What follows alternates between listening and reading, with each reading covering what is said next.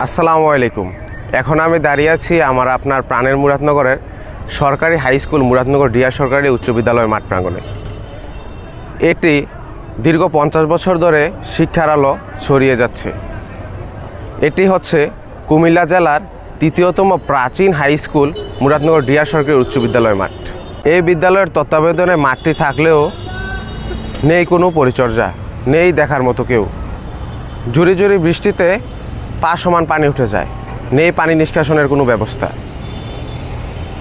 বন্ধ হয়ে আছে স্কুলের শিক্ষার্থীদের খেলার মাঠ।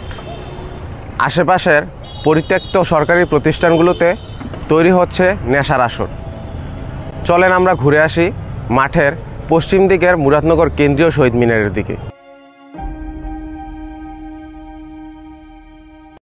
আসলে দুঃখের সাথে আপনাদের জানাতে হয় যে আমার পিছনে যে শহীদ মিনারটি রয়েছে এটাই আমাদের মুরাদনগরের কেন্দ্রীয় শহীদ মিনার। সারা বছরের মধ্যে 21শে ফেব্রুয়ারির সময় এটার পরিচর্যা করা হয়, থাকে না দেখার মতো এটার কেউ।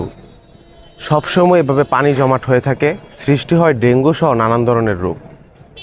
আশেপাশের শিক্ষা প্রতিষ্ঠানের ছাত্রছাত্রীগুলো দুর্গন্ধের কারণে এখানে দাঁড়িয়ে থাকতে পারেন না।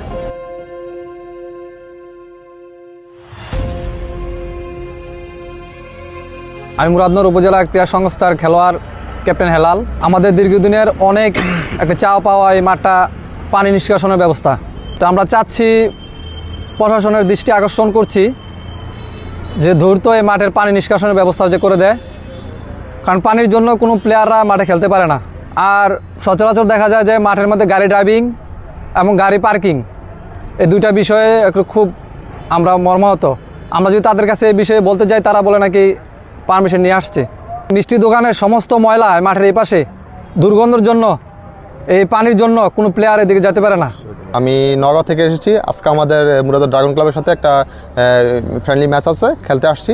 তো আসার পর আসলে খুব কষ্ট নিয়ে ভারাক্রান্ত মনে বলতেছি যে মাঠের এই পরিবেশ দেখে আমরা আসলে এটা মুরাদনগরের মতো একটা ভালো মাঠে বা এই ভালো একটা উপজেলার মাঠ হিসাবে আমরা আসলে এটাতে করতে পারতেছি না। আর এখানে আসলেই দেখা যায় মাঠের এই পাশটাতে, বিশেষ করে শহীদ মিনারের পাশটাতে খুবই ময়লা আবর্জনা আছে। এই সবগুলো বিষয়ে আমরা আশা করব যেন উপজেলা প্রশাসন একটা ভালো ব্যবস্থা নেয়।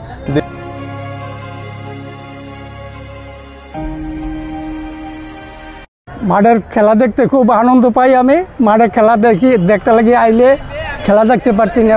মাঠের পানি থাকে, বৃষ্টি বাদলের দিন সবসময়, আর কাদা ময়দা থাকে বেশি।